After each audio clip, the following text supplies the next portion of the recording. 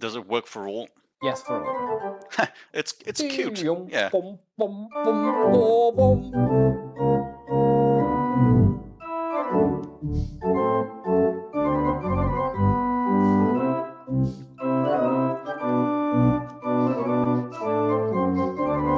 Sorry, baby.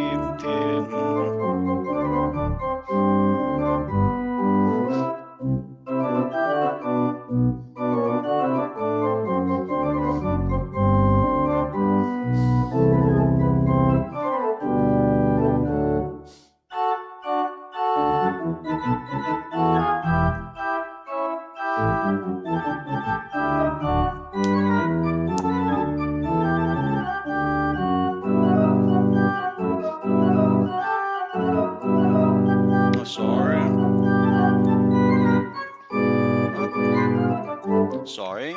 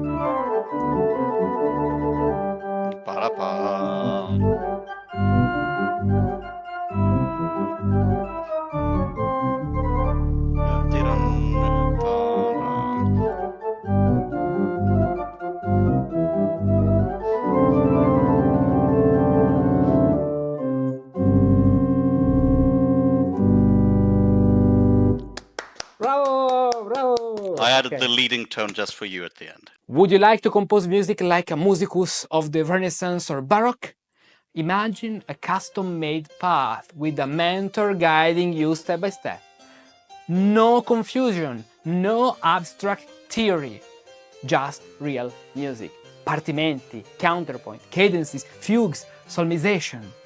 Each month I work with a small number of musicians in a one-to-one program designed for complete beginners, experienced musicians seeking a clear method, anyone who wants to truly live early music, not just study it from the outside.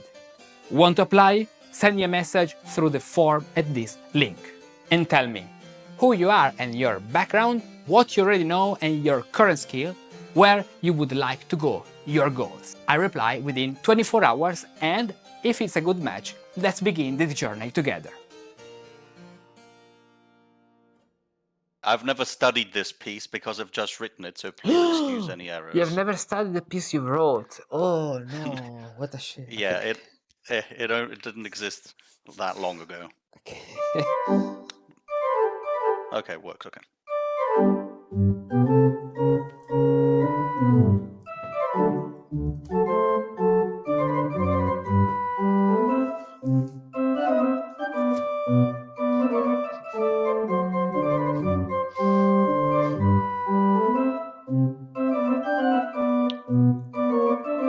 Sorry.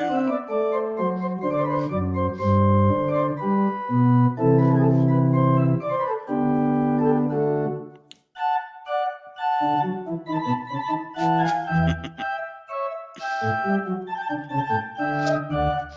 does it go?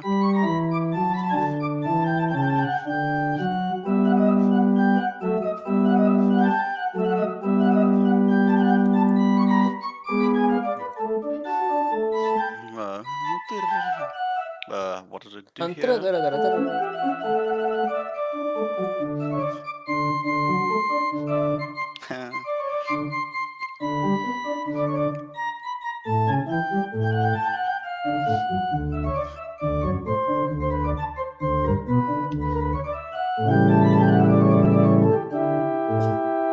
Bravo. And First then of all, repeat. I really like the first part. The first section is beautiful. Beautiful. Bravo. Second part. Yes, but the first note is not a 16th, right? Isn't it? No. Okay. It's supposed to be the same figure before. Yeah, I wrote this on the airplane, so please Okay. excuse any Don't worry. the Don't worry. screaming babies and dogs. It was a horrible flight, by the way, because I literally had 2 chihuahuas behind me. Two chihuahuas. Yes, yes, and they wouldn't shut up. And then next to me, I had a little baby. He was the sweetest thing. He didn't even cry once. But unfortunately, there was at least other 5 children on the plane, and they would not stop crying, "Mama!" And this went on for 2.5 hours. So the trip from Athens to Bologna was not very fun, I can assure you. Okay. Anyway. Okay.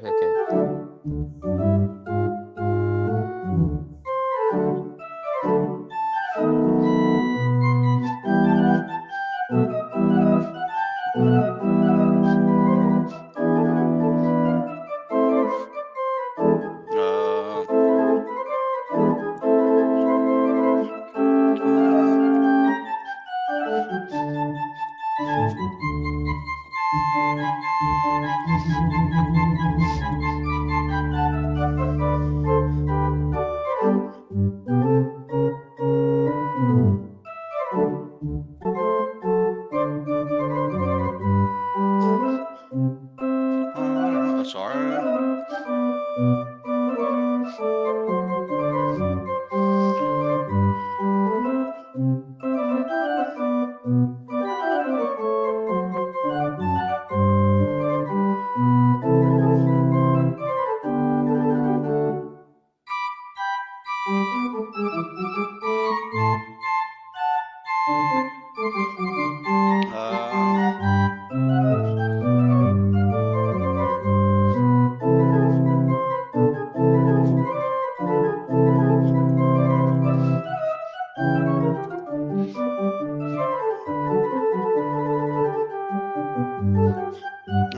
Sorry.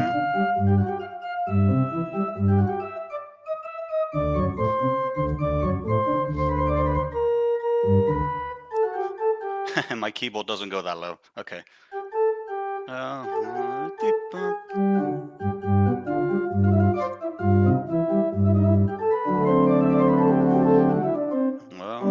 Sorry. Okay, good. Let's start from the beginning because there is something about the rhythm sometimes a little strange. First of all, bravo, congratulations. I really like this sonata and I'll study it and I'll play it and I'll perform it. It's very beautiful. I'll send you the other 2 movements if my writing software actually works. Yes, first of all, start again, please. Ta, ta, ta, ta.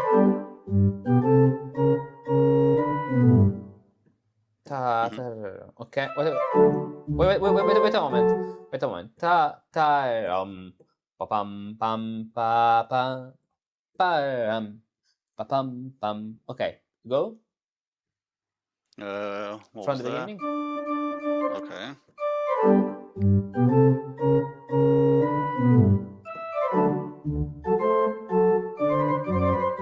Okay, no. Here there is something strange because you wrote the B on the fourth B, but I had an appoggiatura, whatever. Yeah, okay. I didn't remember. No. No, it's not a problem. The B arrived on the third beat. Okay, can you play it again, please? I want Yeah, to understand it better. Yeah. What I played was.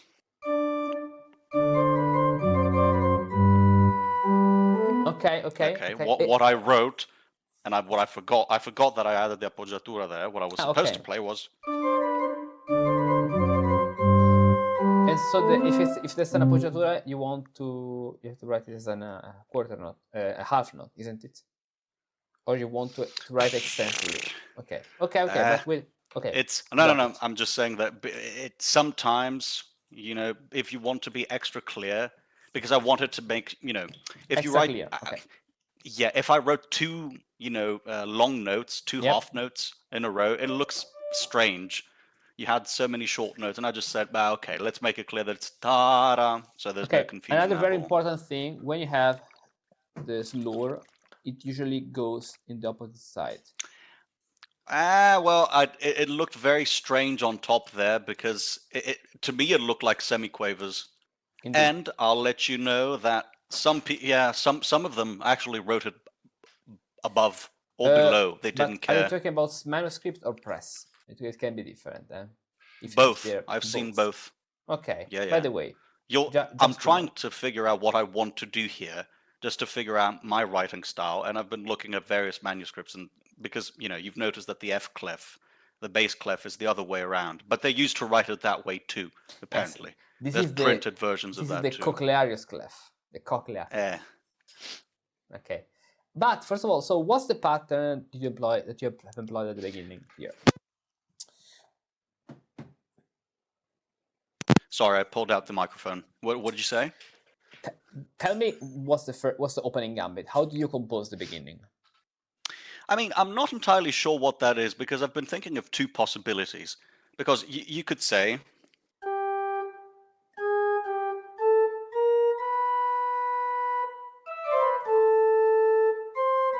So you could theoretically kind of see it as. But you could also say it's. Sorry,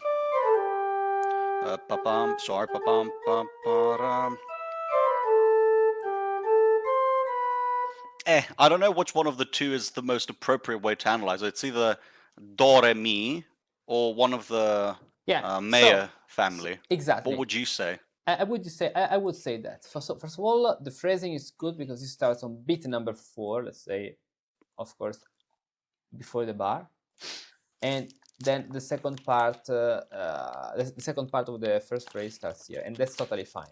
Now, la,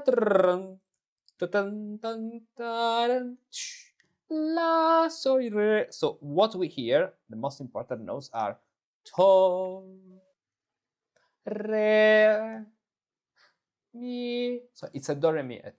It's a do re mi.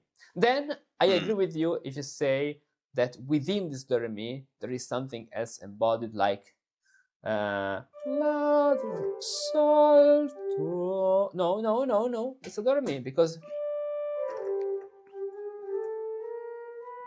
do. It's like a do re mi. So let's write. There's a do, re, mi. But within each do re mi there's a do, re, mi, re, fa, mi. Here it is. It's a do re mi, which within there is a do re mi, re, fa, mi. This is what you see, but it's a do re mi. Yes. Okay. If you want to say something about concerning the Mayer family, no, because the Mayer family. So we have the pastorella, but she's mi, re. No, it doesn't work here. Fa, mi. Or there is the photon, and it would be. Let's use Roman numerals just for one time. It would be something 1, 5, okay, and 5, 1, the Mayer of the family. But here in your section you have 1 and 1 because you're C major here, fair, and then you have okay. and then you have 5 5th degree harmony and 1. So in 1 1 5 1. So it doesn't belong so much to the Mayer family. Okay. The Mayer family is 1 5 5 1. Okay. Yeah, we need one more fifth degree I could ask you. dominant segment. I could ask you to make this, for example, one of the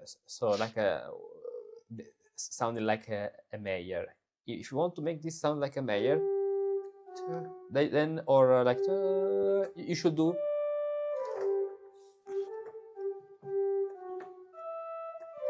Yeah. Okay. True. That would be a major. That's at all. Or it's not. I mean, one of the families of the major. Or do re fa mi. It could be a Jupiter if you do do re la sol re fa mi. So you have do fa mi. Okay. But don't worry, that comes later in the piece. Exactly. You could even use this as a variation when you repeat it. Why not? It would be very effective as the art of combination. So I like it. Then the new phrase and another good thing starts with here. So on beat number 4. So the first phrase is finished. Let's see. So play now from the second line with its upbeat. Okay. One question. Is this a rest? Just to be clear. Yeah. It's the old Haydn rest. They write the rest in such a strange way. Yeah, because Bach writes it something similar. The problem is the turns look very similar to that too. You know why? Because so in the Renaissance music theory, okay, say we have the rests which are for example that's an example of a maxima rest, okay, imperfect maxima or perfect maxima. Then we have the brevis rest, which is like that. Then we have the semi-brevis rest, which is like that. Then we have the minima rest, which is like that. Now we have the quarter notes rest, which is semi-minima, which is with a dot at the right. So it may be that just for writing they wrote it that way, you see. And then we have the semi-minima rest, so the octave notes rest, like today, the opposite. And then the other rest, the smaller rest, is double. This is in the Renaissance. So it may be possible that it's writing, writing faster. Yeah, somehow. Exactly, that kind of rest. So that's why. The origin is this. It's I don't know why today we write that rest that way, but it's very different from the, let's say, Baroque way of writing rest. You can find this in the Baroque And it's very ugly. The modern rest I find very ugly, the quarter note rest. I agree with That's you. why I chose to write it this way. Yes. Okay, go. Anyway, yeah. Brinner, I mean, anyone could tell.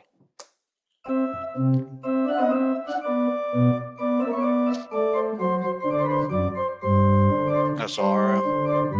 Brinner again, with a little variation.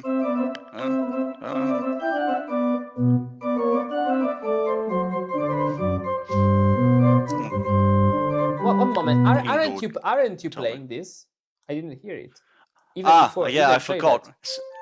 Yeah, you see, this is what happens when you write things on the airplane. You forget that you write them. Yeah, okay. Yes, but an octave higher. Oh, sorry.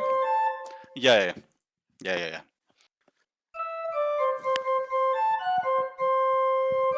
So that's a C. Yes. Yes. One question. One turn.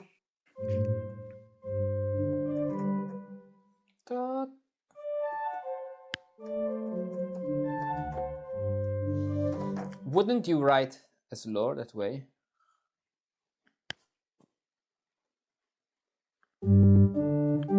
No? Well, just no, because it's not. Okay. I mean, if you want this, definitely, yeah. But okay, but you want it. Okay, you want that. You want it like that. And then I know that you want.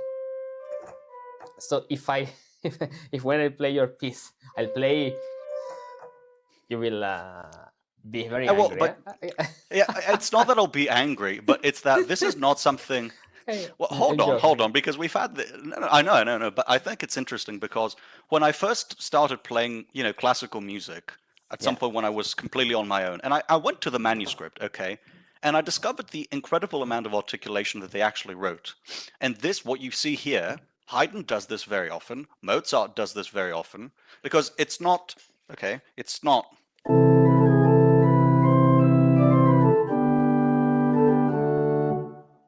but it's, sorry.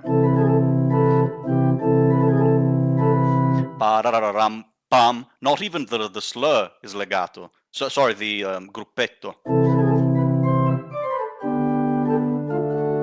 There's micro articulations happening all the time, and the reason why I actually wrote it here is because later, when we get this theme again, I think I wrote. I wanted a legato. Okay. Yeah. Okay. Good. So yeah, we have Prinner times 2 with a little variation. Now this is you put an indugio with a half cadence to the 5th degree. So turn indugio. So basically Prinner 1, 2, 3, and 4. Prinner with variation. So the repetition with variation ripple is saying yes in the thumb. Saying yes. Finally, someone that in the 21st century is doing good things. imagine ripple in the thumb. Yes. Exciting. Finally. Okay. And after this, there is the repetition of the previous. So pam pam pam pam pam pam pam pam pam mi, then pam pam. Okay, when you don't write the bar line when the bar line is not complete. Okay. Okay, very important because I was counting it not correctly. So this is the bar number 1, 2, 3, and 4. Okay. Okay. If you go if you cut the bar before the end of the line, don't write the bar line, of course. Yes. Okay. So 1, 2, 3, and 4, and so we have the repetition of the previous 4, another 4. Now we have an indugio. So there is a little twosome, okay, just an insertion of a twosome. But and now you see the mistake that you have a 2-4. No, sorry. No. My bad. I was saying something stupid. Nothing. Go on. So we need this bar line because it seems the same. Graphically, it seems the same, but here we have 4 beats. Yeah. Yes. Okay. Go on. Okay. Then we have play from the indugio. Play from the indugio again. So, wait a moment. You're playing with the rest here. Is it what you want? Well, the thing is, you never play exactly 4 values ever. Okay, especially if you're on the organ where the sound is continuous. Okay. Yeah, but forget the organ. I mean, this is supposed to be the fortepiano, right? But C.P. Bach. Do you know what he says actually? Do you know how long you should? Many things. So yeah, but do you know how long you should hold the notes for according to C.P. Bach? Say. Are you ready? Yes. 1/3 of what they write. Oh, interesting. I know. I remember that Leopold Mozart wrote somewhere that a note is composed of a part which can be audible and another part which cannot be audible. Exactly, and this is the print. Okay. Turk, what's his name? Gottlieb Friedrich Turk from the school of piano playing. After Quantz, Mozart, CP doesn't agree with Bach that you should hold them for 1/3, but half maybe. Yes, and what the emphasis is that when you see a long note, it's not just that it's long, it's that it's heavy or light. Because, of course, it's much not more about important. The quantity. It's not about the quantity like in the computer, it's about the quality. Exactly. Yes. So, yeah. Okay, I like this ending, and then the new. So we are in D major now, and we have something. Secondary theme. Go. So mi so.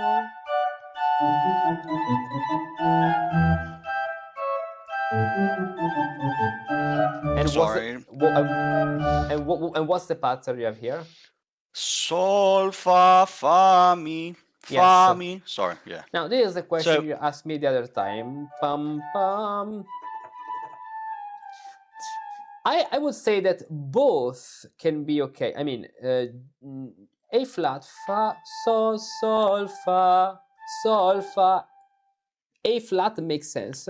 But if you write G natural, so G sharp, I wouldn't say that is a mistake at all because it's a very, very, very fast note and could even work like that. The point is that A flat, let's say, it's more suitable for the fact that you're moving down from fa to mi. Okay. So I would Because- write like that, A flat. Okay, so just as a little general principle, so if we're going down, would we generally prefer the flat version of the note? It depends. Here, in this. It's not the fact that we prefer the flat of the sharp, because it depends even on the key where you are. In that case, Yeah, I mean, we are saying in that case the point is that we have fa, sol, sol. We have sol, sol, sol, fa. So sol, sol, sol. It means A, G. We keep the note A, Exactly. alterating the fa to mi or mi to fa. Okay. That's why I preferred the flat in the end, because the first time I wrote it as a G sharp, but then I thought, well, if I write that as a G sharp, what does the note below become? Does it become an E sharp? I would use the G sharp if you wanted to do something like that. Now forget about this. Dun, dun, dun. If you wanted to do this, in that case,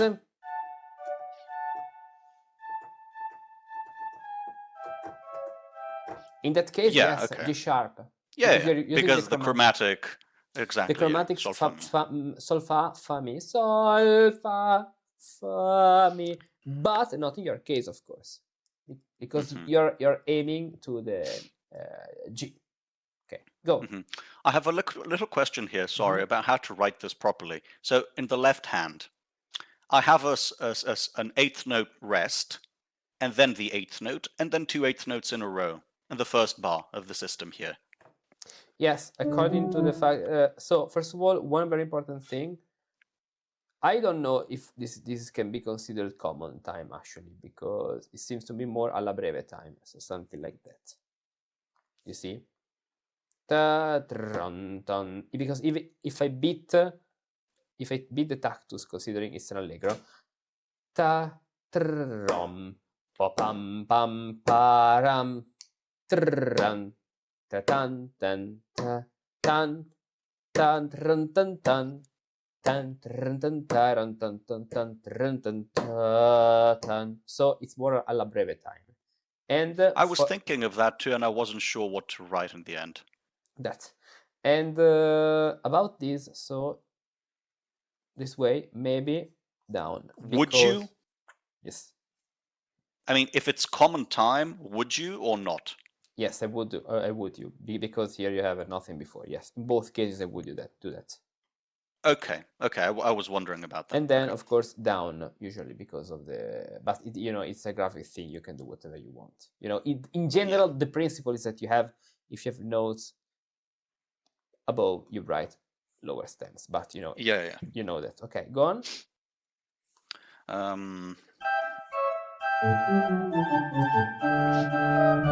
And then another primer. Indugio for real this time.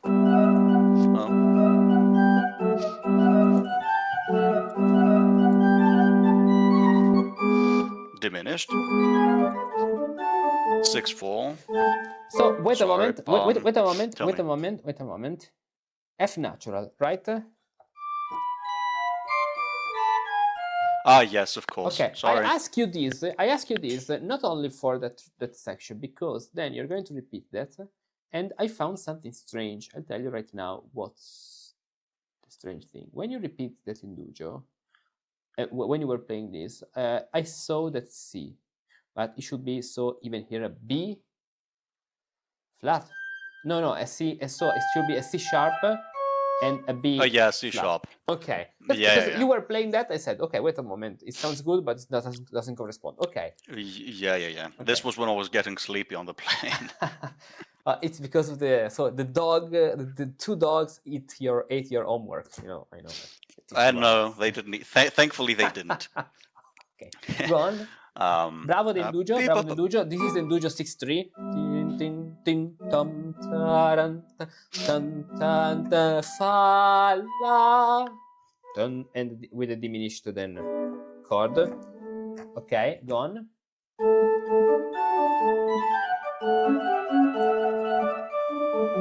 And this is with the trill, where the real ending of the piece is here, okay, but the rest is a little codetta there is something quintescenza. strange, first of all, because I see 4 beats. I see 1 beat and then other 2 beats. There's something wrong. First of all, this is supposed to be a half note, of course. Then maybe they are 2 eighth notes, so that we have 1, Yeah. 1, and 1. Yeah. Isn't it? Yeah. Okay. Yes. This is Babel's fault. Okay, the children. Okay. Go.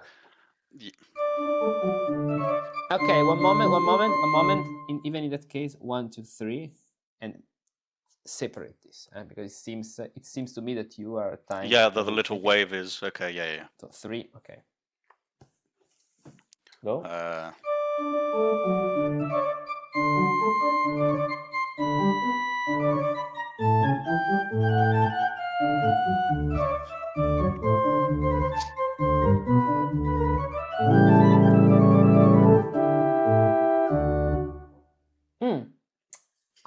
Don't you feel that that this is too fast? I don't know, the ending.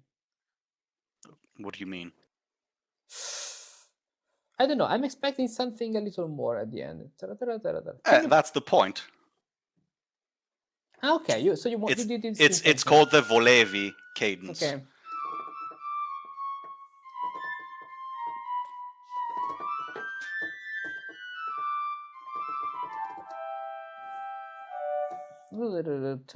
But, short and sweet. No. But you know what I mean. Something even like.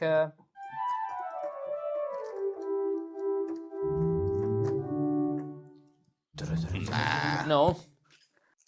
It could work, but it's not what I had in mind. Okay. Because we had all this little da da da di da da woohoo leaps everywhere, and then okay, please stop. Okay. Basta. So okay. Next, they are 30 seconds. I told you before, but okay, right? Go. Yeah. So the idea is, okay, how do I reintroduce something that we've already heard? Okay, but then make it interesting. Okay. Exactly, because it would be very silly to. So, if I may, the original idea was this, okay? Not this. Oh, but it could work, eh? With a 4/6. Yeah, it could. It could. Yes. Well, the thing is, I actually wanted to somehow arrive here in E minor and do this.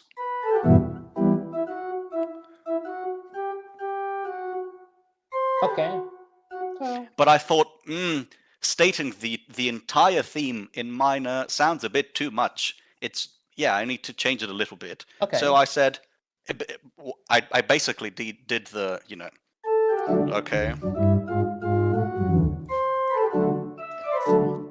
Wonderful. Where are we going?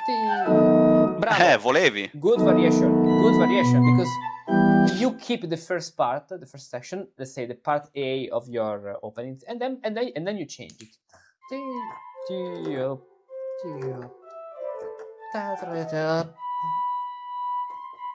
Okay, go on. I really like this. It's very unexpected. Go.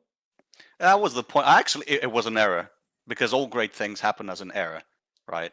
I don't know. I don't know, because the maybe the how do you say, the TNT happened with an error. Maybe it's not the best thing in the world. You know what I mean. Yeah, I know what you mean. The way this happened is I accidentally did this, and I thought, not bad. Why not? Where am I? And I said, okay, we can reintroduce the theme from the Indugio earlier. And it sounds fun, but it's, it starts on the... sorry, where do I... And it starts on the third this time, not on the tonic. So it's not... But it's...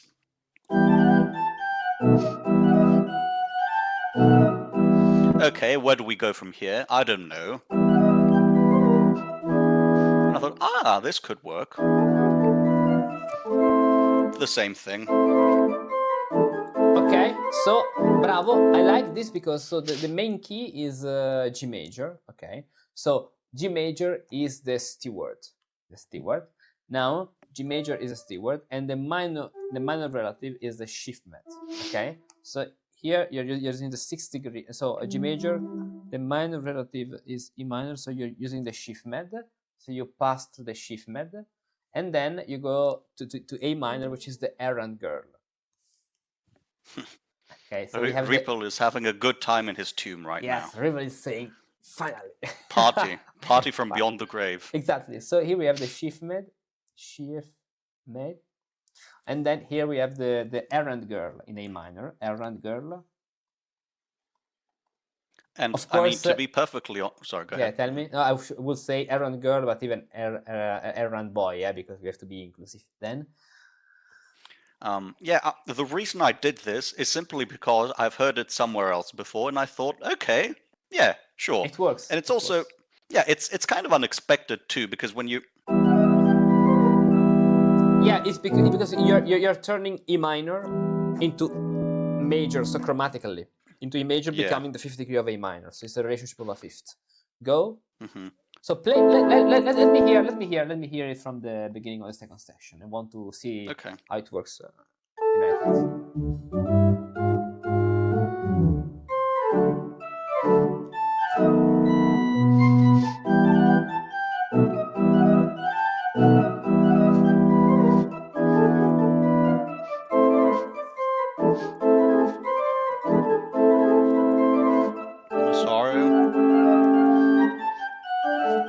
Surprise, F sharp. Ponte. Sorry, go ahead. Ponte, I said ponte here. Ah, yeah, exactly. This is very Haydn. I just had to do something stupid. I had to. So, are you saying that Haydn is stupid? No, he's not stupid, but he likes doing these stupid things. Okay. With the trill on the bottom.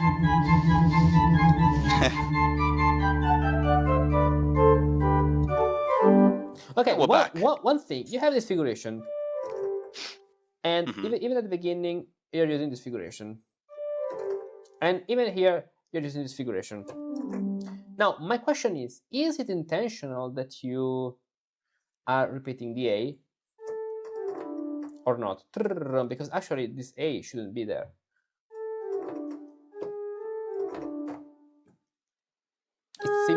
It seems like there's one more A. Is that a mistake or is it Let me play, and I'll tell you.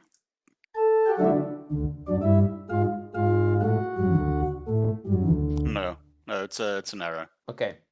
I was feeling generous. Okay. Now, go on. So we have now this. This section. Go.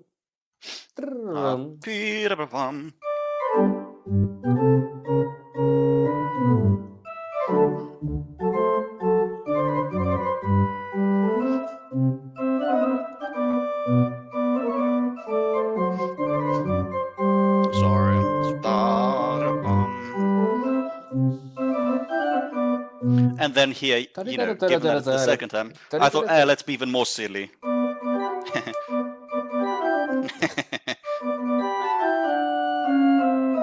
No.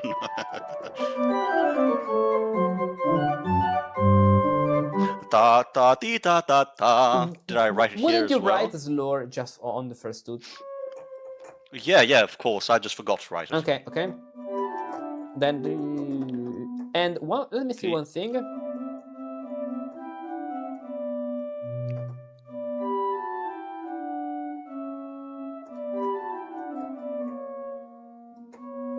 What about this C? Do you want it natural or sharp? Because then you're going to have a C sharp.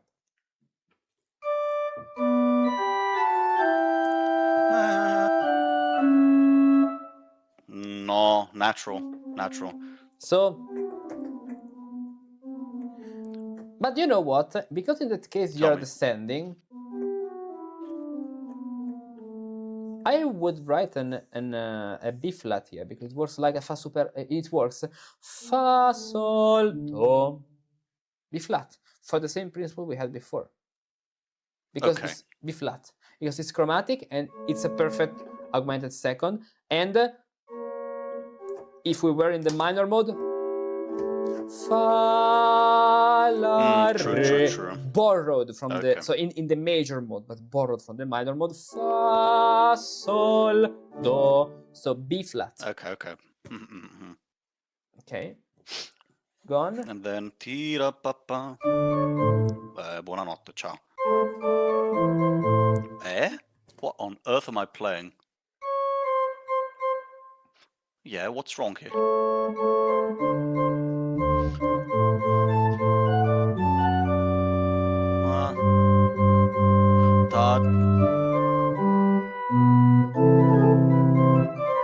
Okay. By the way, notice that here. Sorry, but. Ba-da-da-ba-bum. Bidam-badam. The first time it was. No, the first time it was. The second time it's. Yeah, just for a little bit of variation. And wouldn't you do? No. In the repetition, when you play the ritornello. In the yes, the second time, yes, you would do something silly because that's the point. I mean, it has to be fun. And then chromatic sol fa mi again.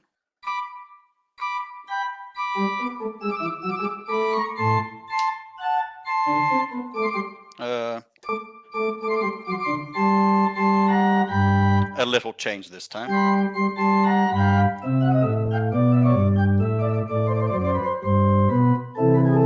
No, wait a moment. No, tell me. Isn't different. I didn't hear it. Yes, because I forgot that I was this. That I wanted this many changes. Yeah. Play again from the sol fa mi, please.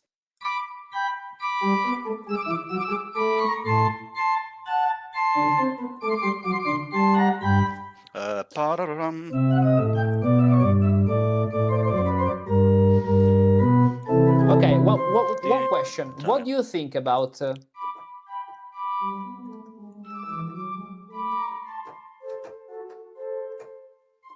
doing something up and down like dum dum dun?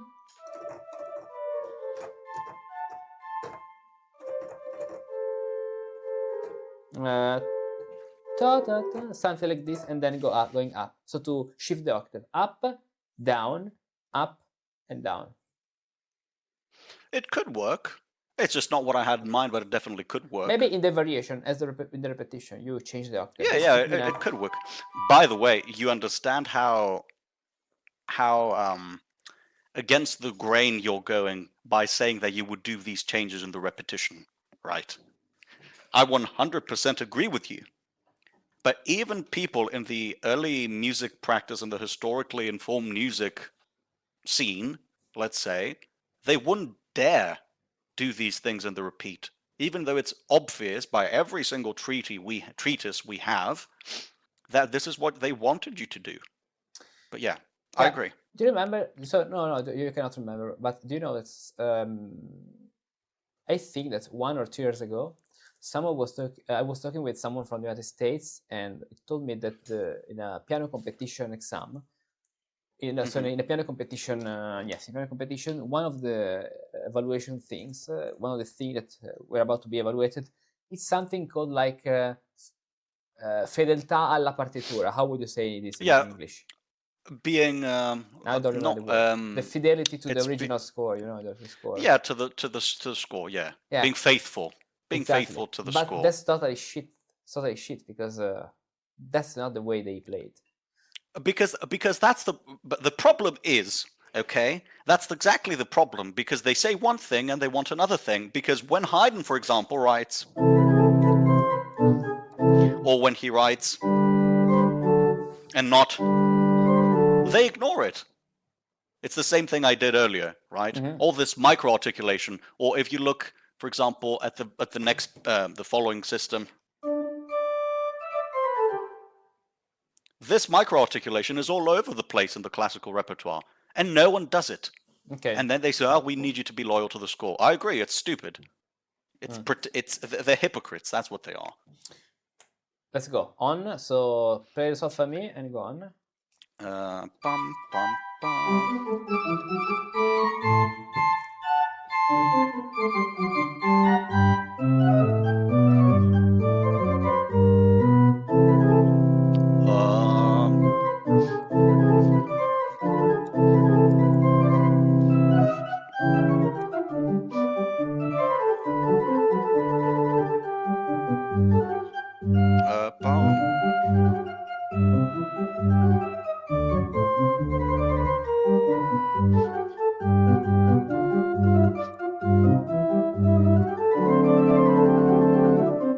Sorry. I need a bigger ending actually. No, at least for the last one. Ah, volevi. That's the point. It means it has... No. No. The whole point is that we've had so much noise. Okay, it's time to go home. Basta. It's like a finger in your eye.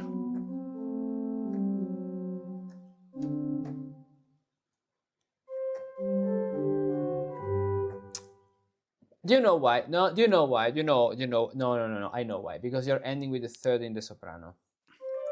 But they do it. They sometimes do it. I chose to leave it there as it is.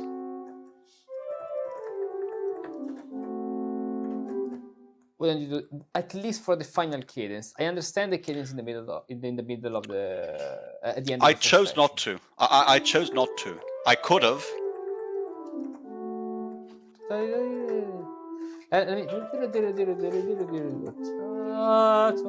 No, okay, okay. Let's say if you did this consciously and this is your choice, I did consciously. I wouldn't say anything. The most important thing is that you are conscious of the fact that the cadence with us it's a little weak. Okay, good. I know. Because the reason why is because it's a very. I think you would agree. It's not a very It doesn't have any real drama. This movement. It's very calm and it's fun, and ending on the third. Sorry. It's an invitation to go on. Okay, to the second movement. Yes, if you want the first and second movement to be played very close. Yes.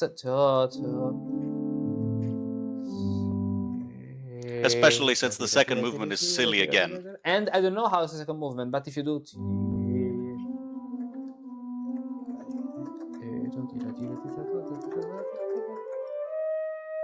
You can improvise a connection. You can improvise a connection to the second movement, and let's say that it would be in G minor.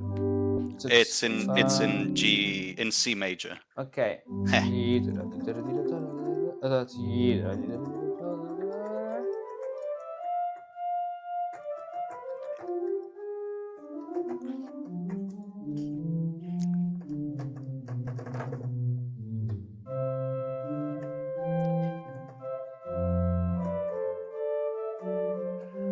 That's too baroque. For example, yeah, you know that I'm too baroque. You are too. I'm too classical. Okay. Yeah, because but the principle was that this way you can of course. play a transition. I understand what you mean. The transition better works. Yes, perfect. So unless you want to, unless the point is you want to. It's a finger in your eye. Haha! Look at what I did to you. Hoo-hoo! It's ending with the third. I don't care. Oh, sorry. Yeah, it doesn't end at all. Yeah. And then. It's completely silly. It's meant to be silly. But yeah, I definitely get your point. So it starts this way? Yeah. This is the second movement. Okay. Okay, wait a moment. So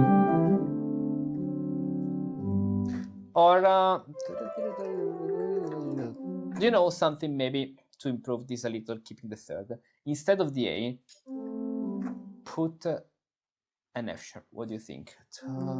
Or three notes. At least you have the leading tone. Maybe this is what is missing actually. What do you think? Try, play it. I actually thought of doing this from the very beginning, and I thought, no, too many notes. But no, what about only two notes, F sharp and C?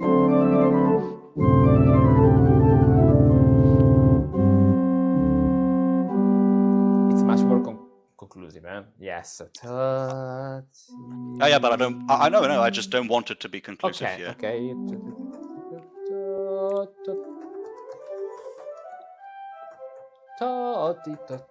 How's the second movement? I forgot it. Okay. Perfect. So my considerations. Wow, bravo! I'm really happy how you use about the following things.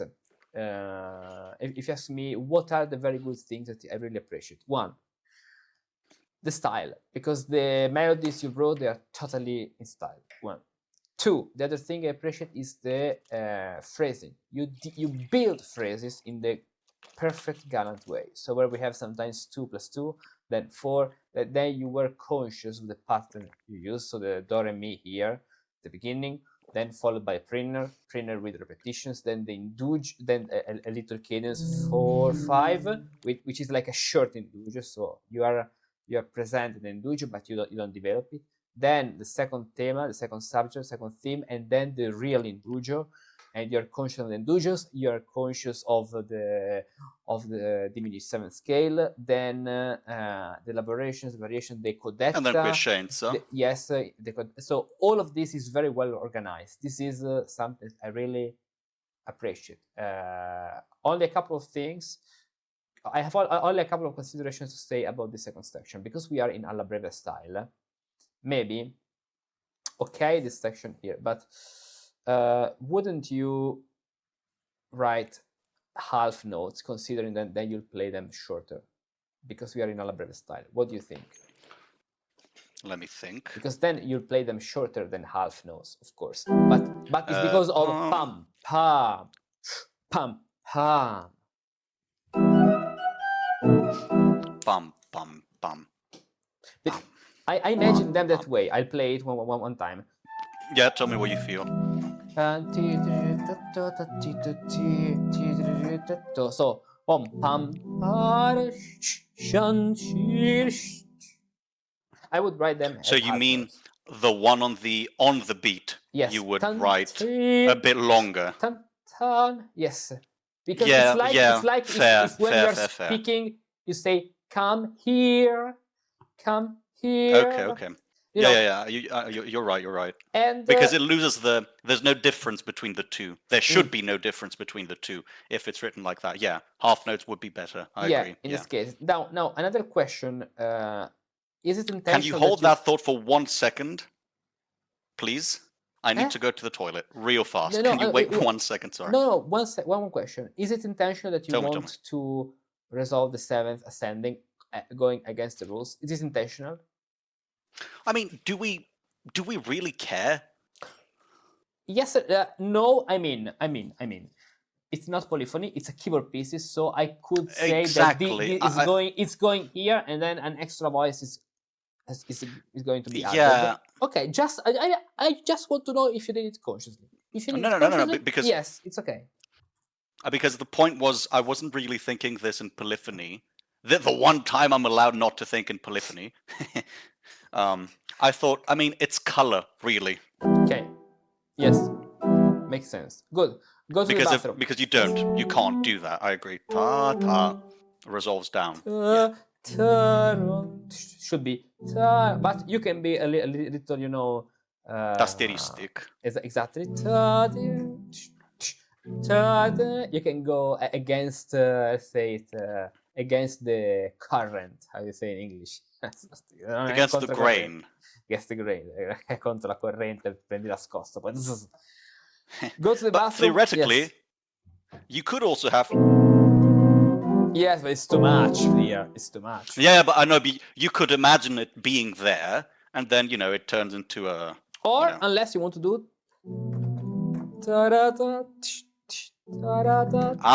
That's a trick for the third movement. That's why I didn't do it here. Okay, so let's not. So I was saying that I really like this, the style, the phrasing, the way you use the schemata, because you used all the schemata correctly. So it means that you have totally grasped the Partimentini and the exercises you did in the Partimento method.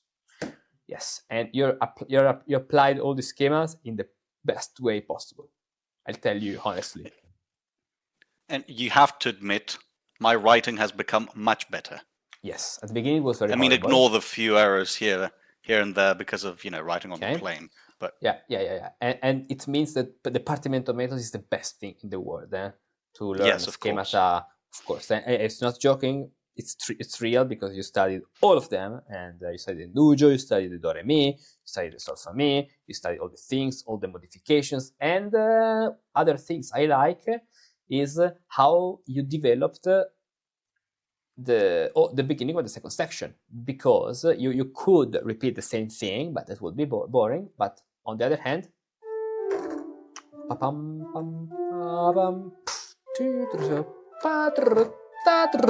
I like that. Perfect. This is perfect. I really like that piece. I'm really proud of you, and nothing to say, just applause. Really, congratulations. Thank you. I wouldn't expect. And the one thing, I wouldn't expect a piece from you like this in a short time, because you brought other pieces. Okay, so I know that you're able to compose now, but I really believe, I'm totally sure that with this piece you made a higher, bigger step. Yes. Yeah, thank you. What I think, for anyone watching is actually important to say is that when you actually start writing, I mean, playing is one thing, definitely. And, you can't just play without writing, and you can't write without playing, definitely. Both, yes. Writing helps you in improvisation, and improvisation helps you in writing, of course. Yes, but the thing is here, when you actually have to sit down and write, you notice many things which you might have taken for granted that you can do on the keyboard, but you're not sure, how do I actually even write that down? Or it helps you with, when you write something and it's a real piece, and it's not just a silly improvisation, right? You need to pay attention to some things. So you need to pay attention to rhetoric as well, right? And when you have a finished piece, you can take some rhetorical elements which are good, which you actually had the time to think about and write down. And then you can say, when I'm improvising, I'll use this because I don't have to think about it again because I already learned it and it's good, right? So little tricks which actually work nicely, And I think it's, forcing yourself into doing something with, I don't have many themes here. You will agree, right? It's the main theme. And the secondary is all the other elements comes by the elaboration and permutation. Exactly. And I tried to, be as economical as I could and force myself into using things so, I can learn. That's the art of combination, of permutation, of modification, of elaboration. The rhetoric, elaboration, rhetoric. That's rhetoric. Good. Bravo. I'm really, really happy for that. And is there something else you want to add? Yeah, it's definitely not a masterpiece, but I think that if you found this in a library hidden somewhere, you wouldn't bat an eye and you would just say, okay, this is someone from the, late 18th century. Yes. And now, please, can you play this piece from the beginning to the end? Just one run. I can try. Long run. Try. Would you read from my score, so I have to scroll down? Or no. Okay. I'm playing from memory. Maybe if an ornament or two is different, it's okay. Okay, let me change just the first and second page because they are. I made modifications, so it's better. Okay, so it's continuous. Okay, go. Let's see. Does this sound good or is it too much? It's cute. Put you could try the bassoon. Where is it? Let me find it. At the bottom, at the trumpet. Top. Sorry, at the top. The first reed at the top. Bassoon 16. Does it work for all? Yes, for all. It's cute. Yeah.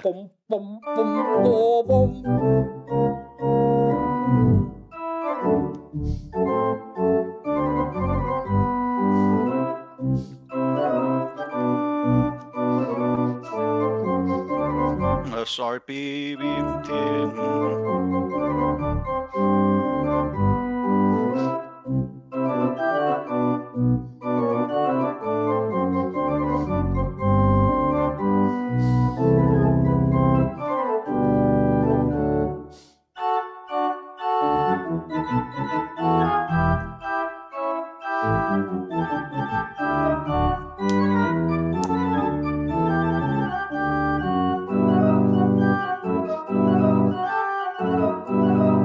Oh, sorry.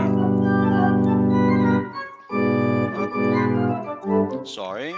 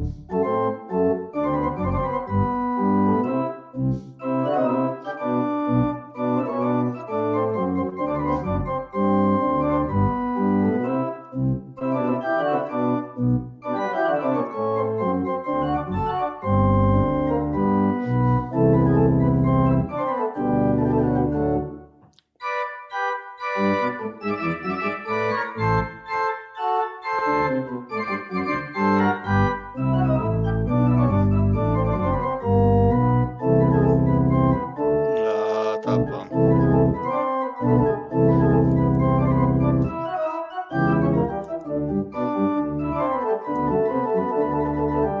Parapa.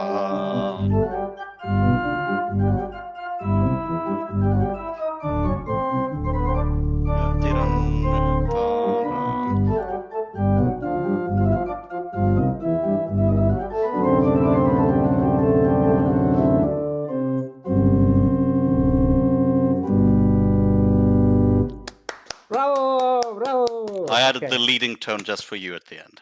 At the leading tone? Ah, okay. Bravo, bravo, bravo.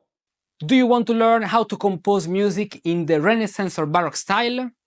If you're at the beginning of your musical journey or a professional looking to deepen your knowledge of early music, the best path may be a guided integrated course.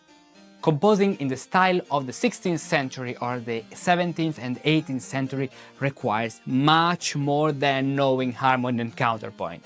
You need to navigate a vast world, including Solmization, Fugue, Cantus, Firmus, Mensural notation, Partimenti, dances, chorales and more.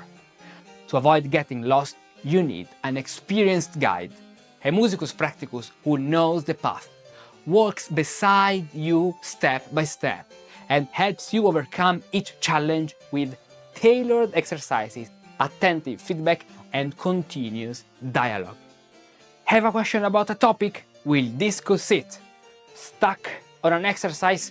We'll work through it together. Want to go deeper into a subject? We'll tackle it with focus. Every month I accept a limited number of apprentice musicians like you for a program of personalized one-to-one lessons where I guide them in learning to compose in the Renaissance and Baroque style. How it works?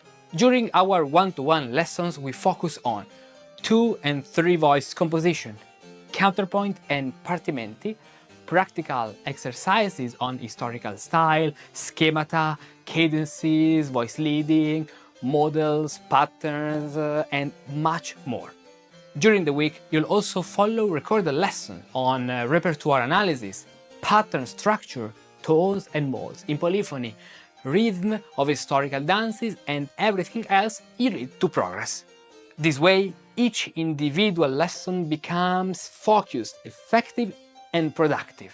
If you'd like to apply for the musical apprenticeship program, go to the link and fill out the form telling me your musical background, studies, experiences, instruments, what you play, your current skill, what you can compose, if you know partimenti, chorales, anything else, and your goals, what you would like to learn in the short, medium and long term.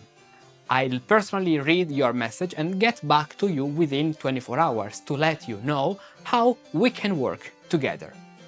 Don't miss the spot and learn to compose music as if you had lived in the Renaissance or in the Baroque.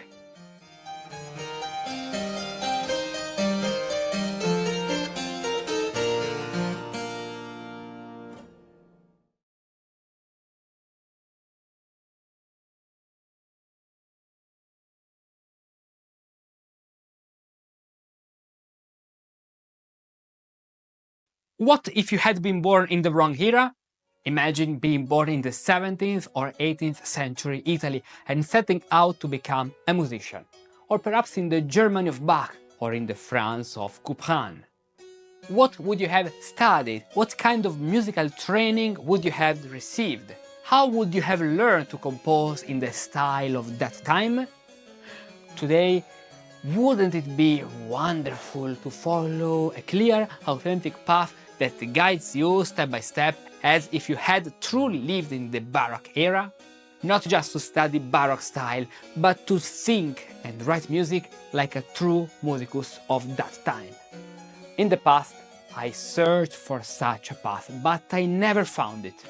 And that's exactly why I created it. The Musicus Practicus Baroque Path is inspired by the real journey a musicus of the 17th or 18th century would have taken. A musical adventure you can now experience for yourself, learning to compose music as if you had lived in the Baroque era.